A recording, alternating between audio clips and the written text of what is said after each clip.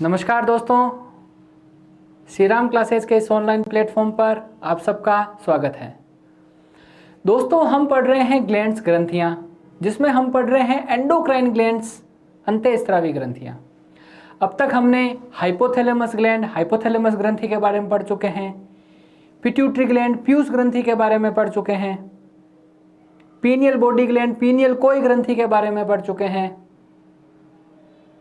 Thyroid gland, आउटू ग्रंथि, parathyroid gland, परा आउटू ग्रंथि, थाइमस ग्लैंड, पैनक्रियाज, इन सब के बारे में हम अच्छे से पढ़ चुके हैं। कंपटीशन में कैसे क्वेश्चन आते हैं वो भी हम इन टॉपिक में देख चुके हैं। अब हमारी कुछ ग्रंथियां और है अंतःस्रावी जो हम पढ़ने जा रहे हैं, जिसमें सबसे पहले हम लेते हैं अधिवृक्क ग्रंथि, जिसे हम बोलते हैं एड्रीनल ग्लैंड। ग्लैंड का नाम क्या है? अधिवृक्क ग्रंथि, एड्रीनल ग्लैंड। देखो दोस्तों, अपनी जो ग्रंथि है उसका नाम है एड्रीनल ग्लैंड,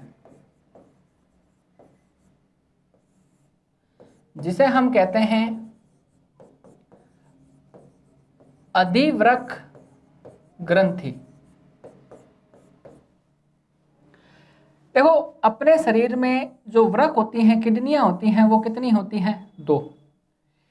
इस किडनी के ऊपर है ना, इस किडनी के ऊपर क्या होती हैं? ग्रंथियां पाई जाती हैं, जिसे हम क्या बोलते हैं?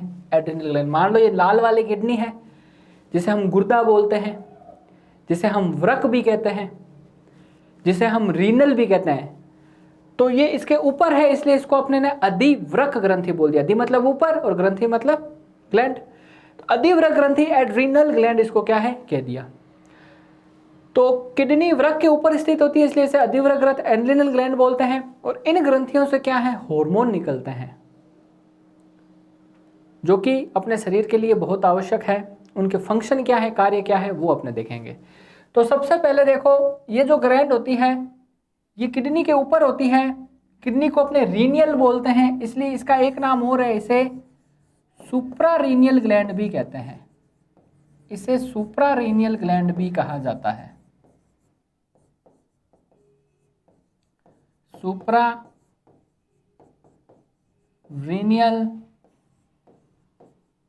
ग्रंथि भी कहा जाता है। सुप्रारीनियल ग्लैंड, अधिवृक्क ग्रंथि इसको बोलते हैं। बात करते हैं वजन की इसकी, तो इसका वजन 4 से 6 ग्राम होता है। अब ये जो एड्रीनल ग्लैंड है, अधिवृक्क ग्रंथि है, जो अपने वृक्क के ऊपर पाई जाती है। कहाँ पाई जाती है? वृक्क के ऊपर पाई जाती है। वृक्क मतलब किडनी हो गई, उसके ऊपर पाई जाती है। इसके 2 भाग होते हैं, एक होता है इसका आंतरिक भाग और एक होता है इसका बाह्य भाग। जो इसका आंतरिक भाग होता है, इनर पार्ट होता है, उसे हम बोलते हैं एड्रिनल मेड्यूला। और इसका जो बाहरी भाग होता है उसे हम बोलते हैं एड्रिनल कॉर्टेक्स। तो आंतरिक भाग से भी हार्मोन निकलते हैं और बाहरी भाग से भी हार्मोन निकलते हैं। आंतरिक भाग से कौन से हार्मोन निकलते हैं, बाहरी भाग से कौन से हार्मोन निकलते हैं, वो हम देखते हैं। तो ये आपने उतार लिया होगा अच्छे से। आगे चलते हैं। तो ये जो अधिवृक्क ग्रंथि है, अधिवृक्क ग्रंथि जो है, एड्रिनल ग्लैंड है, जो अपने वृक्क के ऊपर है, गुर्दे के ऊपर स्थित है। इस अधिवृक्क ग्रंथि एड्रिनल ग्लैंड के 2 पार्ट होते हैं। इसके कितने भाग होते हैं? 2 भाग कौन कौन से हैं? एक होता है इसका आंतरिक भाग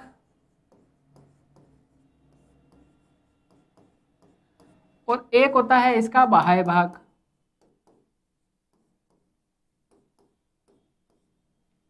जो आंतरिक भाग होता है, इनर पार्ट होता है इसका,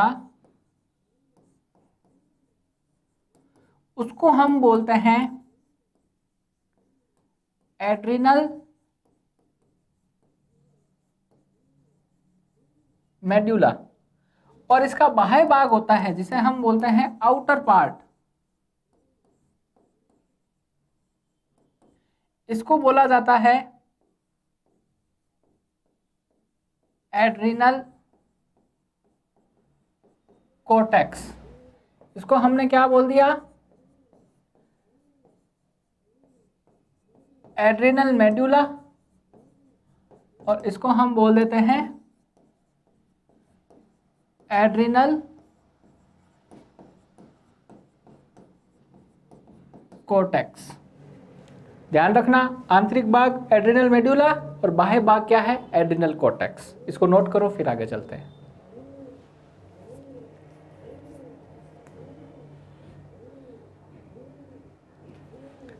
अब देखो, इसके जो आंतरिक भाग है एड्रिनल कोर्टेक्स, जो एड्रिनल कोर्टेक्स है,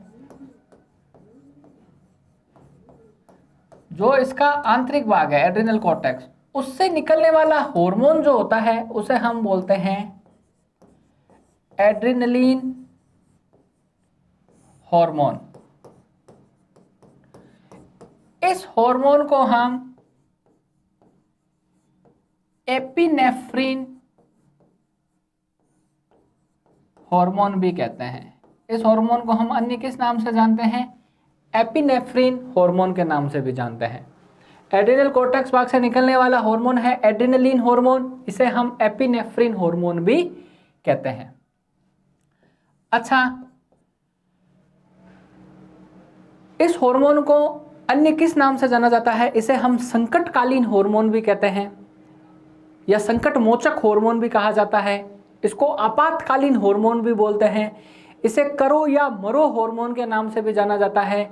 इसे लड़ो या उड़ो हार्मोन के नाम से भी जाना जाता है और इसे 3F हार्मोन के भी नाम से जानते हैं। देखो, अपने सामने कोई विकट परिस्थिति आ जाती है तो अपने दिमाग में 3 विचार आते हैं, या तो उस परिस्थिति से लड़ा जाए, या उस परिस्थिति से डरा जाए, या वहां से भाग लिया जाए। हम या तो लड़ते हैं या भाग लेते हैं, या भयंकर डर जाते हैं, कुछ कर ही नहीं पाते। ये 3 परिस्थितियां क्रिएट होती है। तो ये परिस्थितियां उत्पन्न करने वाला हार्मोन कौन सा होता है? उस हार्मोन का नाम होता है एड्रिनलिन हार्मोन, जिसे हम एपिनेफ्रिन भी बोलते हैं, जो अधिवृक्क ग्रंथि से निकलता है। और ये अधिवृक्क ग्रंथि के किस भाग से निकलता है? तो उसका आंसर होता है मेडुला से। और यही हार्मोन होता है जो अपने हृदय की धड़कन को नियंत्रित करता है। विकट परिस्थिति आते हैं, हृदय की धड़कन बढ़ जाती है ना, ये हार्मोन ज्यादा निकलता है तो हृदय की धड़कन बढ़ जाती है, कम निकलेगा तो हृदय की धड़कन भी क्या हो जाएगी? कम हो जाएगी। समझ में आई बात? तो जनरल कंपटीशन के पर्पस से क्वेश्चन कैसे बनते हैं? जो ये एड्रिनलिन हार्मोन है, इसको अन्य किस नाम से जाना जाता है? तो देखो, इसे हम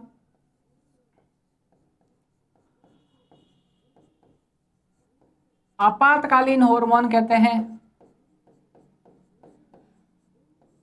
इसे हम संकट मोचक हार्मोन के नाम से जानते हैं। और इसी हार्मोन को, इसे आपातकालीन हार्मोन बोलते हैं, इसे संकट मोचक हार्मोन के नाम से जानते हैं। और इसी हार्मोन को हम करो या मरो हार्मोन कहते हैं। और इसी हार्मोन को हम लड़ो या उड़ो हार्मोन भी कहते हैं। और इसी हार्मोन को हम 3F हार्मोन भी कहते हैं। आपातकालीन हार्मोन, संकटमोचक हार्मोन, करो या मरो हार्मोन, लड़ो या उड़ो हार्मोन, या इसी को हम 3F हार्मोन के नाम से जानते हैं। 3F का मतलब क्या हो गया? 3F का मतलब हो गया एक F का मतलब हो गया फियर, जिसे हम बोलते हैं भय। और एक F का मतलब हो गया फाइट, यानी लड़ना। या तो लड़ो कंडीशन से या डरो। या फिर एक F का मतलब हो गया फ्लाइट, जिसे हम क्या बोलते हैं? उड़ना। 3F का मतलब हो गया फियर, फाइट और फ्लाइट। समझ में आई बात? एड्रिनलिन हार्मोन विकट परिस्थिति में निकलने वाला हार्मोन है। अचानक से कोई कंडीशन क्रिएट हो जाए, भय के समय निकलने वाला हार्मोन एड्रिनलिन हार्मोन। इसे आपातकालीन हार्मोन भी बोलते हैं, संकट मोचक हार्मोन भी बोलते हैं, करो या मरो हार्मोन, लड़ो या उड़ो हार्मोन, या 3F हार्मोन भी हम इसको कहते हैं। ठीक है, इसको नोट कीजिए, फिर हम आगे चलते हैं।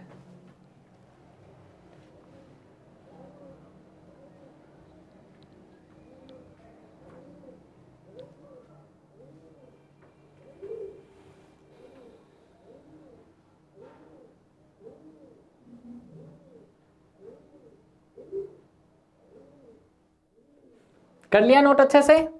चले आगे। अब देखो, अब एड्रिनल ग्लैंड का एक पार्ट और है जिसे हम बोलते हैं एड्रिनल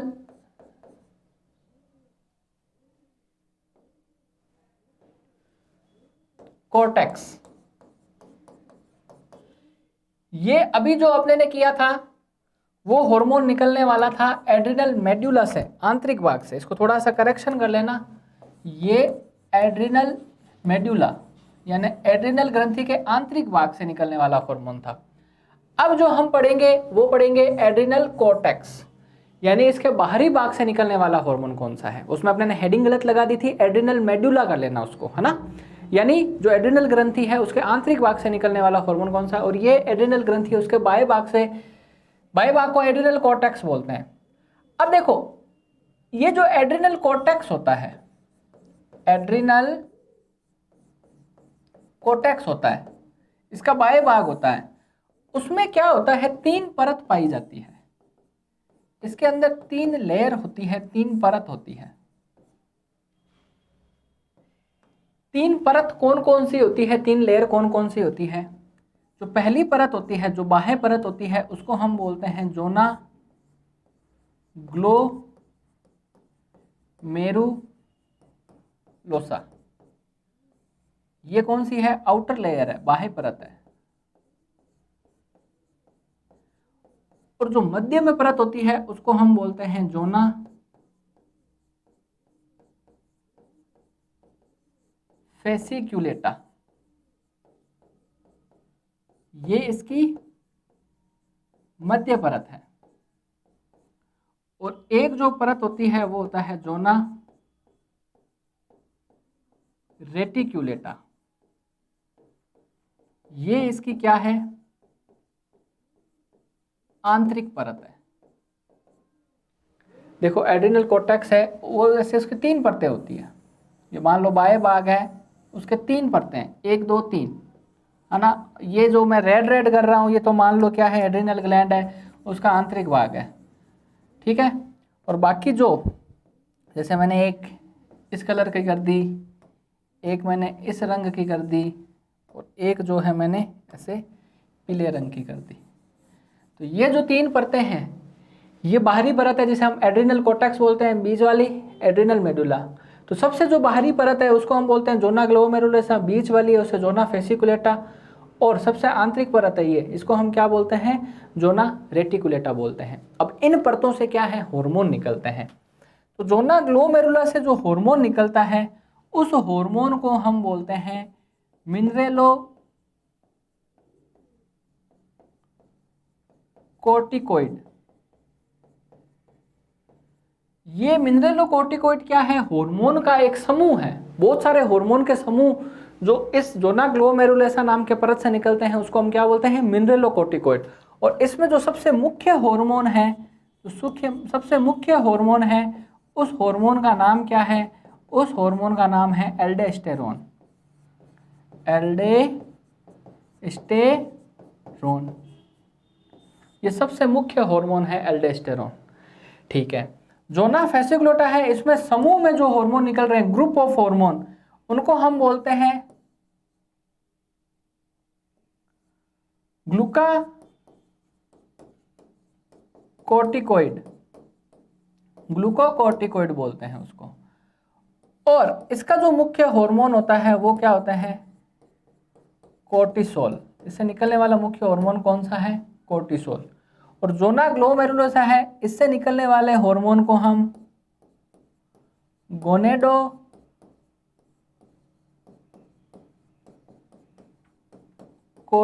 के नाम से जानते हैं।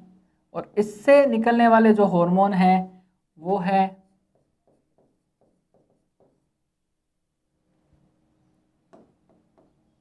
उसका नाम है एस्ट्रोजन व एंड्रोजन। समझ में आई बात? वापस समझो, देखो एड्रिनल कॉर्टेक्स है वो 3 परतों से मिलकर बना है।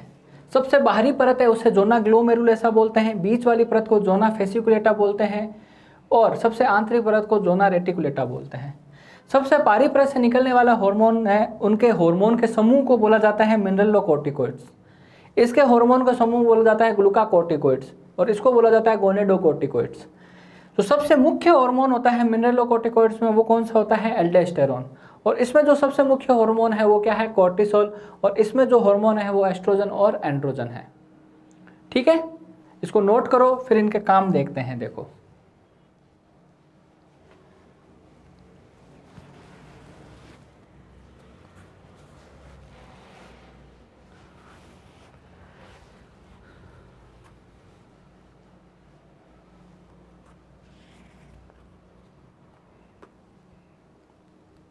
ठीक है, आगे चले।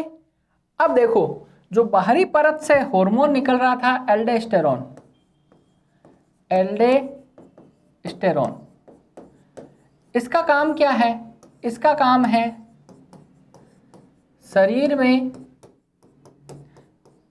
सोडियम व पोटेशियम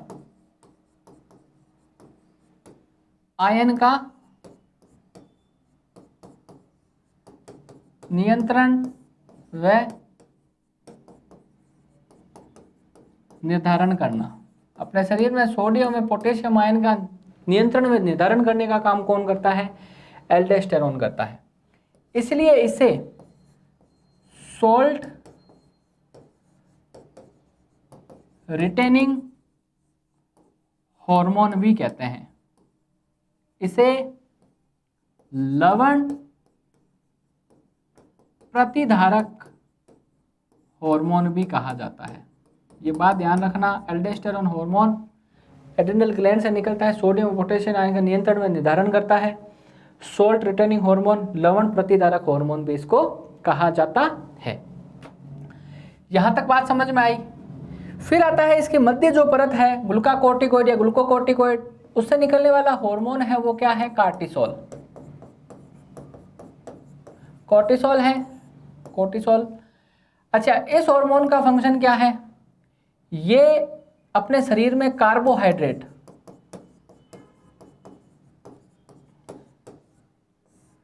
प्रोटीन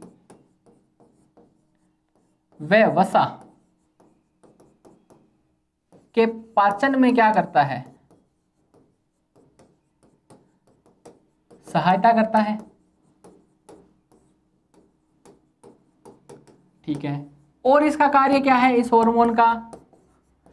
अपने शरीर में आरबीसी के निर्माण में सहायक हार्मोन भी कौन सा है? ये कोर्टिसोल है। निर्माण में सहायक हार्मोन भी कौन सा है? ये कोर्टिसोल है। आगे चलते हैं, एक बहुत बढ़िया क्वेश्चन बनता है, इसे लाइफ सेविंग हार्मोन भी कहते हैं। लाइफ सेविंग हार्मोन भी इसको क्या है? कहा जाता है। क्यों? क्योंकि ये स्ट्रेस, जिसे हम बोलते हैं तनाव, तनाव से मनुष्य को बाहर निकालने वाला हार्मोन है।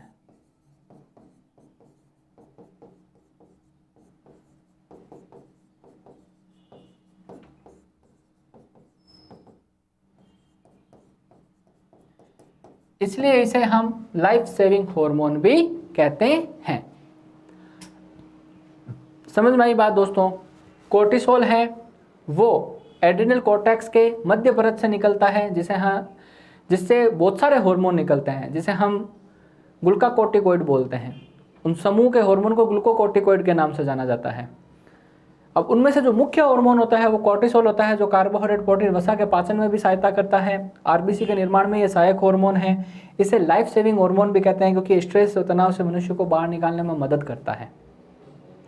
एक बहुत बढ़िया बात बताता हूँ, अपने शरीर में किसी भी अंग का प्रत्यारोपण करते हैं, ट्रांसप्लांट करते हैं, मान लो किडनी का ट्रांसप्लांट कर रहे हैं, हार्ट का ट्रांसप्लांट कर रहे हैं, तो उससे पहले मनुष्य को किसके इंजेक्शन लगाए जाते हैं ट्रांसप्लांट से पहले? तो उसका आंसर होता है कार्टिसोल के इंजेक्शन लगाए जाते हैं। तो किसी भी अंग के प्रत्यारोपण से पहले मनुष्य को किसके इंजेक्शन लगाए जाते हैं? तो आंसर याद रखना, कोर्टिसोल के इंजेक्शन लगाए जाते हैं, जिसके कारण अपने बॉडी को कोई भी फॉरेन पार्टिकल आ रहा है उसका पता नहीं लगे, वो एडजस्ट हो जाए और बॉडी उसको समझ जाए कि हाँ ये अपना ही पार्टिकल था। भाई कोई भी फॉरेन पार्टिकल, मान लो कोई अंग अपने शरीर में जाएगा तो शरीर उसका विरोध करेगा कि ये दूसरा अंग क्यों आ रहा है, एंटीबॉडीज बनने लग जाएगी, ठीक है। लेकिन कोर्टिसोल के इंजेक्शन लगाते हैं तो शरीर को पता नहीं चलता, सरल शब्दों में समझाने की कोशिश कर रहा हूँ, वो अंग एडजस्ट हो जाता है और जब तक जो एंटीबॉडी बनाने वाले कारक थे वो जगते हैं तो उनको ये समझ में आता है ये तो अपना ही एक भाग था, ठीक है। तो मोटी मोटी बात क्या ध्यान में रखनी है, ये बात ध्यान रखनी है किसी भी अंग का प्रत्यारोपण करते हैं तो उससे पहले किसके इंजेक्शन लगाए जाते हैं, तो उसका आंसर क्या आता है, कोर्टिसोल के इंजेक्शन लगाए जाते हैं। यहाँ तक कहानी समझ में आई आपको अच्छे से, ठीक है। आगे निकले, इसको नोट करो फिर आगे निकलते हैं।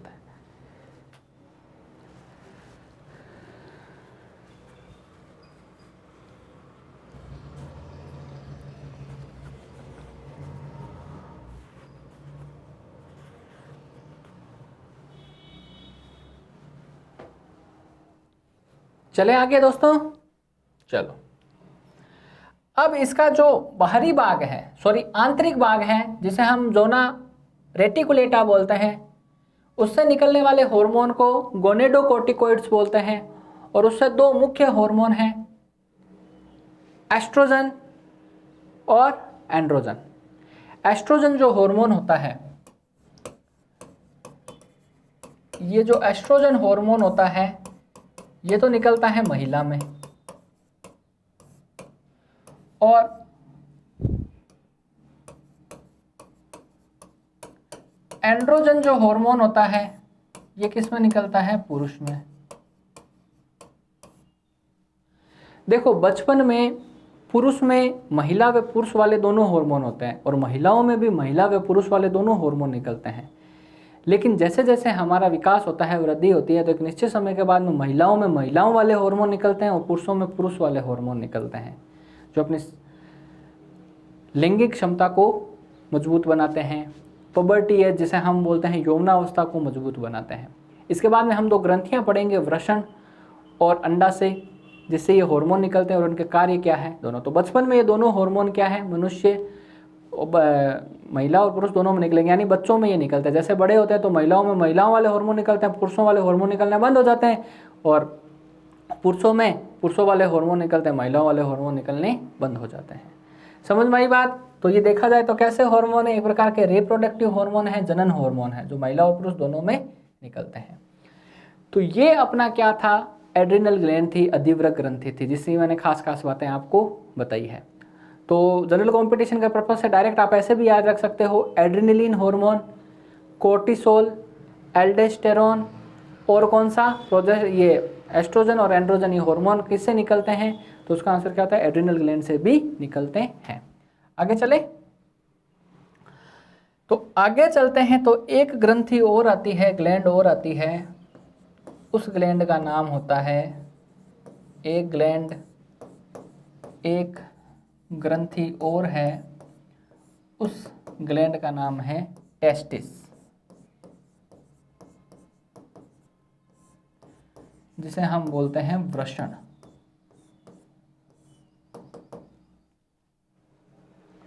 तो अपने शरीर में वृषण होते कितने हैं, दो, जोड़ी में कितने होते हैं, एक, और मनुष्य में जो वृषण होते हैं वो उदर से बाहर लटके हुए होते हैं।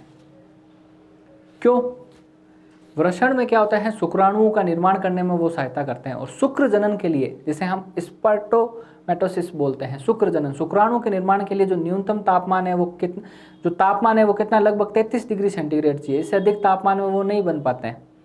परंतु मनुष्य के शरीर का तापमान कितना होता है, 37 डिग्री सेंटीग्रेड।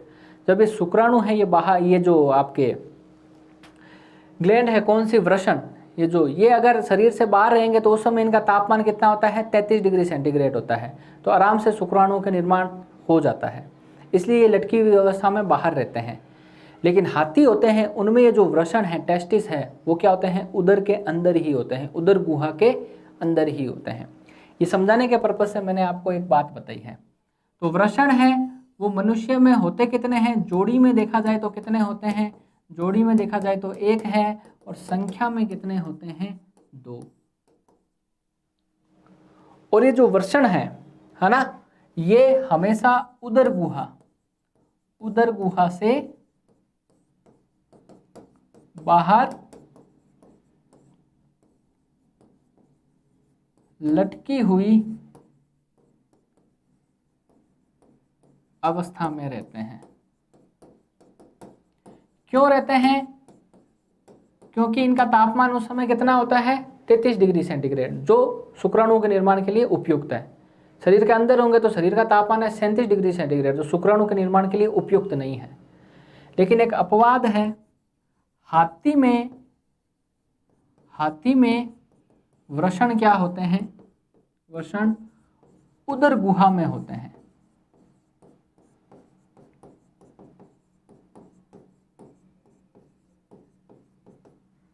हाथी में जो वृषण है वो कहाँ होते हैं? उदर गुहा के अंदर होते हैं। ठीक है, आगे चलते हैं। ये जो वृषण होते हैं ना, वृषण, टेस्टिस जिसे हम कहते हैं,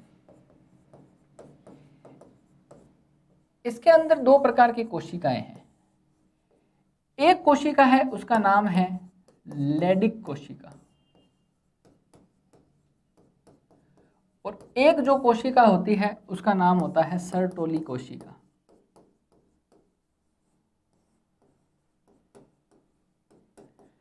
वृषण के अंदर दो प्रकार की कोशिकाएं पाई जाती है। एक कोशिका है उसका नाम क्या है? लेडिक सेल, लेडिक कोशिका होती है, और एक कोशिका होती है उसमें सर्टोली सेल, सर्टोली कोशिका होती है। लेडिक सेल, इससे क्या होते हैं? हार्मोन निकलता है, और उस हार्मोन का नाम क्या होता है? उस हार्मोन का नाम होता है एस्ट्रोजन। महिलाओं में निकलने वाला हार्मोन कौन सा है? सॉरी, एस्ट्रोजन तो महिलाओं में निकलने वाला हार्मोन है। इसमें निकलने वाला हार्मोन है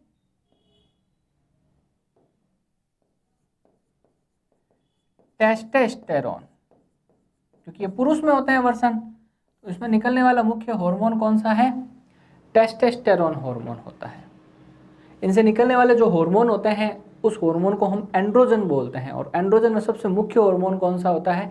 टेस्टोस्टेरोन होता है, जो कि किस में पाया जाता है? वृषण पुरुषों में होते हैं, महिलाओं में नहीं होते। टेस्टोस्टेरोन हार्मोन जिसे हम एंड्रोजन भी कह देते हैं, एंड्रोजन भी कह देते हैं।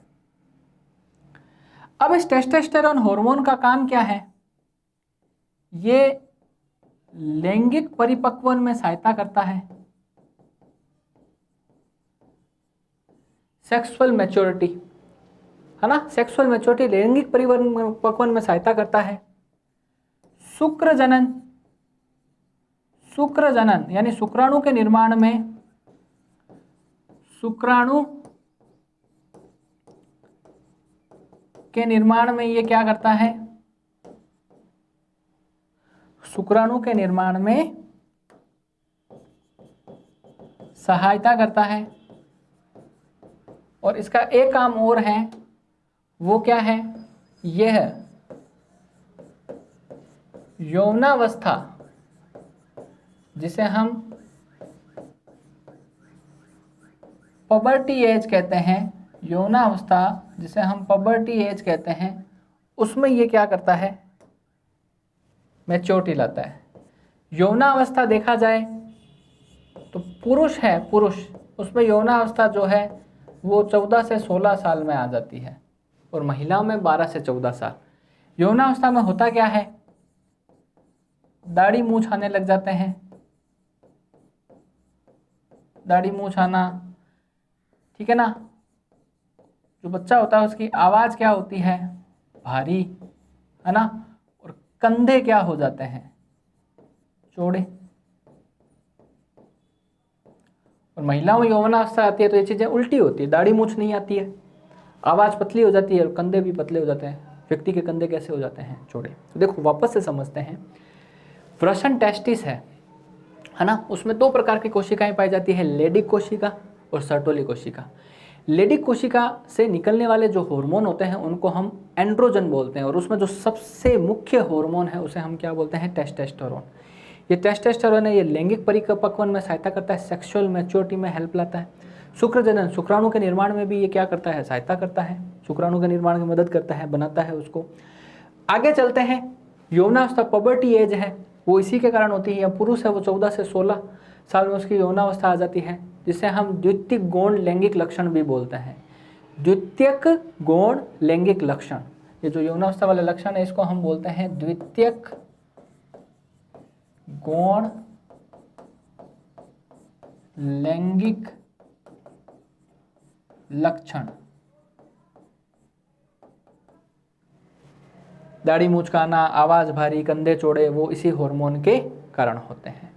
इसको नोट करो, फिर आगे चलते हैं।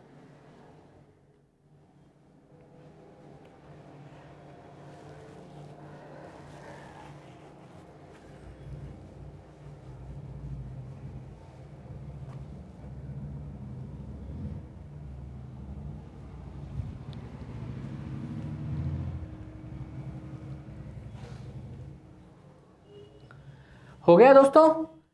अब बात आती है ये जो सर्टोली कोशिका है, इसको देखो, नोट करना चाहो तो इसको भी कर सकते हो आराम से। आई थिंक नोट कर लिया होगा, अगर नहीं हो पाया तो वीडियो पॉज करके आराम से कर लेना। मैं थोड़ा सर्टोली कोशिका के बारे में बताता हूँ। सर्टोली कोशिका होती है वो लेडी कोशिका जो होती है, लेडी कोशिका जो होती है उसको क्या करती है, लेडी कोशिका को पोषण प्रदान करती है, इसका पोषण करती है। लेडी कोशिका का क्या करती है, पोषण करती है सर्टोली कोशिका। इसका पोषण ये करती है, ये टेस्टोस्टेरोन हार्मोन निकालते हैं जिसके कारण शुक्राणुओं का निर्माण होता है, यौनावस्था आती है, एसेट्रा एसेट्रा। कहानी समझ में आई? ये कहानी किसकी थी? वृषण की। वृषण क्या है? एक ग्रंथि है जो अपनी उदर गुहा से बाहर होती है, लटकी हुई अवस्था में होती है। लटकी हुई अवस्था में क्यों होती है? शुक्र जनन के लिए, शुक्राणु के निर्माण के लिए जो तापमान है वो 33 डिग्री या इससे कम होना चाहिए, ज़्यादा नहीं। परंतु शरीर का तापमान 37 डिग्री होता है, इसलिए बाहर ही रहता है, तो इसका तापमान कितना है? 33 डिग्री सेंटीग्रेड, जो शरीर के तापमान से लगभग 4 डिग्री सेंटीग्रेड क्या है? कम है। ठीक है, इसलिए बाहर लटकी अवस्था में होते हैं। लेकिन हाथी में ये उदर गुहा के अंदर होते हैं, और इनसे निकलने वाले हार्मोन किन किन कोशिकाओं से कैसे निकलते हैं वो भी अपने ने देखे हैं। यहाँ तक कहानी समझ में आई क्या? आगे चलें? ठीक है, आगे चलते हैं। अपने नेक्स्ट जो अपनी ग्लैंड है उसका नाम है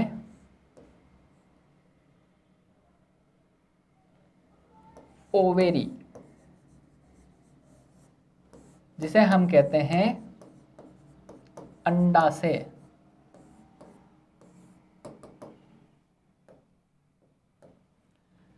जो नेक्स्ट ग्रंथि है वो क्या है? ओवेरी, जिसे हम क्या बोलते हैं? अंडाशय कहते हैं। अब ओवेरी अंडाशय है वो किस में पाया जाता है? वो महिलाओं में पाया जाता है, पुरुषों में नहीं। पुरुषों में तो वृषण है, और महिलाओं में क्या है? ओवेरी है, अंडाशय है। ठीक है, अब ये ओवेरी जो है इससे भी हार्मोन निकलेंगे, और इस ओवेरी के मेनली 2 पार्ट होते हैं। इसमें एक पार्ट होता है जिसका नाम होता है ग्राफियन फोलिकल, और एक होता है कॉर्पस ल्यूटियम। इसमें एक पार्ट होता है जिसे हम बोलते हैं ग्राफियन फोलिकल, और एक पार्ट होता है जिसे हम बोलते हैं कॉर्पस ल्यूटियम। ठीक है, ग्राफियन फोलिकल की बात करें तो इससे निकलने वाला जो हार्मोन है उसको हम बोलते हैं एस्ट्रोजन।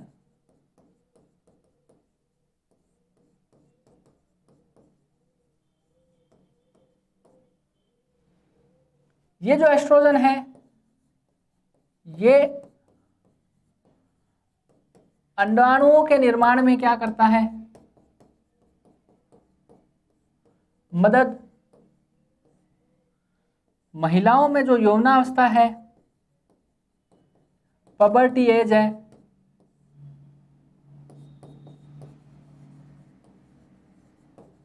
वो इसी के कारण है ना।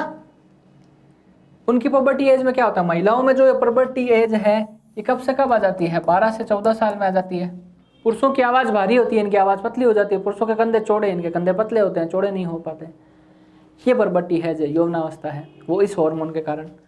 और कॉर्पस ल्यूटियम है उससे निकलने वाला हार्मोन है उसका नाम है प्रोजेस्टेरॉन। हार्मोन का नाम क्या है? प्रोजेस्टेरॉन। अब इसकी क्या कहानी है देखते हैं, पहले ये उतारिए।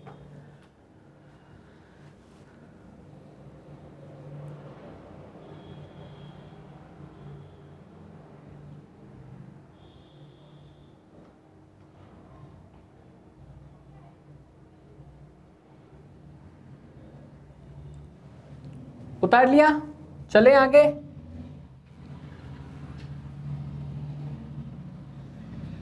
अब देखो ये जो प्रोजेस्टेरॉन हार्मोन है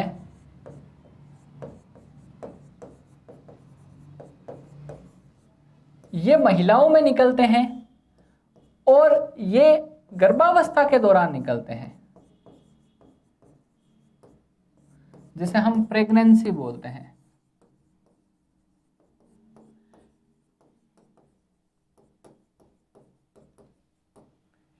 इसलिए इस प्रोजेस्टेरॉन हार्मोन को प्रेगनेंसी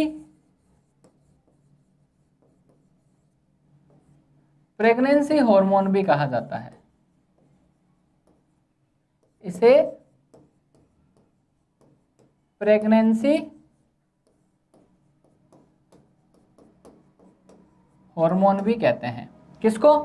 प्रोजेस्टेरॉन हार्मोन को प्रेगनेंसी हार्मोन भी बोलते हैं। गर्भावस्था के दौरान निकलने वाला हार्मोन कौन सा है? ये महिलाओं में निकलता है और सिर्फ गर्भावस्था के दौरान ही निकलता है। इसे एंटी एबॉर्शन हार्मोन भी बोलते हैं। निकलना बहुत जरूरी है वरना एबॉर्शन गर्भपात भी हो सकता है, इसलिए इसको एंटी एबॉर्शन हार्मोन भी कहते हैं। समझ में आई बात? नोट कीजिए इसको।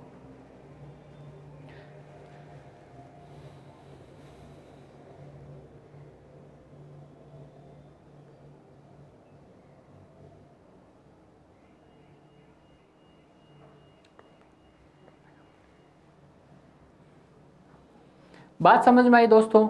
मैंने आपको क्या बताया? पुरुषों में वृषण होते हैं जबकि महिलाओं में अंडाणु होते हैं, जिसे हम ओवेरी कहते हैं। ओवेरी के दो पार्ट है, एक ग्राफियन फोलिकल्स और एक मैंने उसको पार्ट में बदल दिया जिसका नाम क्या है? Corpus luteum. ग्राफियन फोलिकल से उसे निकलने वाला हार्मोन है एस्ट्रोजन। एस्ट्रोजन हार्मोन है जो यौवनावस्था को, महिलाओं में जो सेक्सुअलिटी मैच्योरिटी है उसको बनाए रखता है। महिलाओं में जो लैंगिक परिपक्वन है वो करता कौन है? ये एस्ट्रोजन हार्मोन करता है। और प्रेगनेंसी के दौरान निकलने वाला हार्मोन कौन सा है? प्रोजेस्टेरॉन। इसे एंटी एबॉर्शन हार्मोन भी बोलते हैं और सिर्फ प्रेगनेंसी के दौरान निकलता है, इसलिए इसे, है ना, प्रेगनेंसी हार्मोन भी कहा जाता है। यहां तक कहानी समझ में आई क्या? तो दोस्तों ये अपने ने कुछ अंतःस्रावी ग्रंथियां देखी थी जो कि एग्जाम में पूछी जाती है। कौन कौन पढ़ी है? देखो ऊपर से आओ। ऊपर मस्तिष्क में पीनियल बॉडी ग्लैंड थी, हाइपोथैलेमस थी, पिट्यूटरी ग्लैंड थी। फिर नीचे आते हैं तो अपने गले में कौन सी? पीयूष ग्रंथि, पिट्यूटरी ग्लैंड। फिर और नीचे आते हैं तो हृदय के पास में थाइमस ग्लैंड। अच्छा, इस पिट्यूटरी ग्लैंड में भी एक पैराथायरॉयड ग्लैंड थी। फिर और नीचे आते हैं तो पैनक्रियाज है जिसे हम अग्नाशय बोलते हैं। फिर पुरुषों में वृषण आ जाते हैं और महिलाओं में क्या आ जाती है? अंडाणु, ओवेरी। तो ये अपना एंडोक्राइन सिस्टम था, अंतःस्रावी तंत्र था, जिसमें खास खास बातें मैंने बताई। इसको आप वापस से पढ़िए, सीखिए और एग्जाम में अच्छे से क्वेश्चन करके आइए। आज के लिए इतना ही। नेक्स्ट अपने कुछ अच्छी बातों के साथ मिलेंगे, एक नया चैप्टर के साथ में मिलेंगे। आज के लिए इतना ही। जय हिंद, जय भारत।